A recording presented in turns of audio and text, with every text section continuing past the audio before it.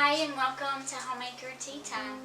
I'm Alisha, and if we've never met, please introduce yourself in the comments. Today I am drinking oolong tea, nothing fancy. I just added some milk and honey. And then I wanted to show y'all, these are my favorite teacups. They were the very first present that my husband gave me when we were dating. They are the very first teacups I ever had. So I never drank out of them, I just keep them on display. But today I thought we would talk about being a frugal homemaker. These are just some things that we do. I'm by no means an expert, but if you have any frugal tips, please leave them below.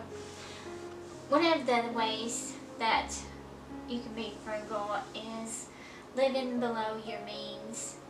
This would be like cutting out all unnecessary spending, whether it be TV service, or we just have a old-fashioned antenna, the kind you have to go out and turn. But it picks up more channels than I had growing up. And we watch YouTube videos online. So we don't really have a TV. I still have an old box TV that my daddy bought me. And every now and then we'll pull out a VHS movie that we want to see and watch it on the box TV. We are still working on this one, but not going out to eat unless it's a special occasion like a birthday or something.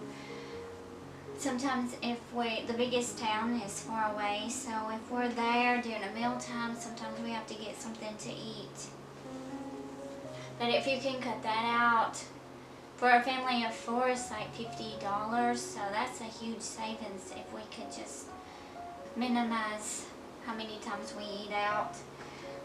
And we pass on, if we need a new item, we try to get the cheapest but good quality. We shop clearance. I usually don't even look at clearance unless it's 50% off, because less than that is not really much savings. So we shop clearance and we shop secondhand. Almost all of our furniture is secondhand or gifted to us. So that's one way to be frugal, is to live below your means. Another way is an old saying. I love it. It says, use it up, wear it out, make it do or do without. That is my favorite saying. That would include clothing. If you have a button that's missing, just sew another excuse me. Just sew another button on. Patch up holes. If something needs fixing, you can look up online how to fix it. Maybe you or your husband could fix it. Another way to be frugal is to stay at home or find free entertainment if you just want to go out. You can play games with your family.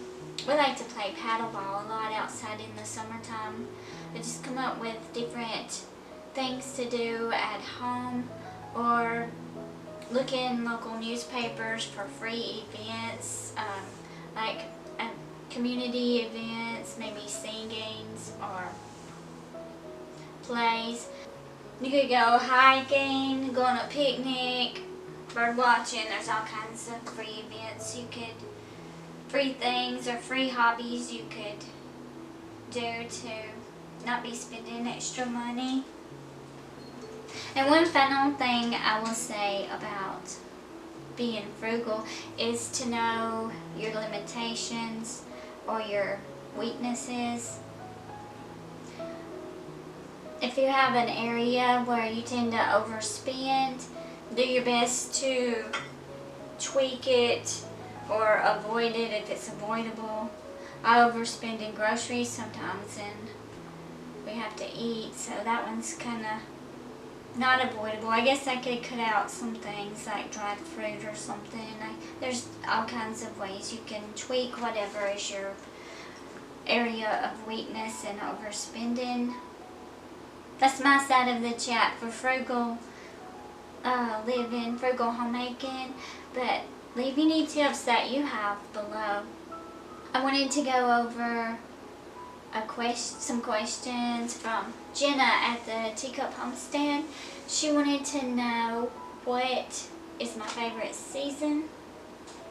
That would be probably a tie between spring and fall.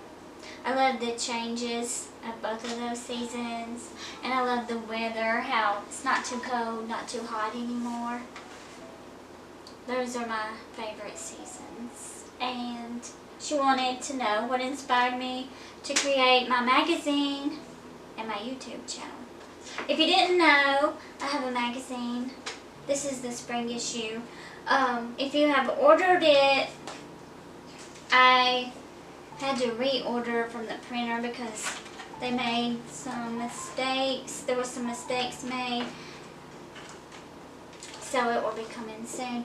But my youngest son and I, what inspired me was my youngest son and I were looking at some pictures, and I just made a comment that that would be a really good cover picture for a cover of a magazine. And so then I started playing around with it and made one, and I thought it was fun, so I just do it as a hobby. I kept doing it, but it is a lot of work.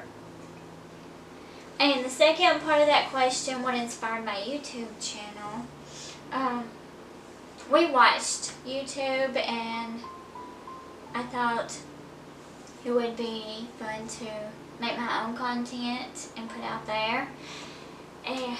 And I wanted to help my husband financially because he works a lot. He is in the process of starting a ministry where he will be planting gardens, public gardens, for people, anyone who needs food or is struggling to put food on the table. So I just wanted to maybe ease some financial burden on him, and that's why I started this YouTube channel. And I wanted to make a place for, recently, I guess I would say, I wanted to make a place where women can go. I want them to feel, just peaceful and encouraged. So that is my reason, my why behind those two things. I'm glad that you stopped by Teatime today. Please say hi, and if you have any topic ideas for next week, just let me know. Have a blessed week, and I'll talk to you later.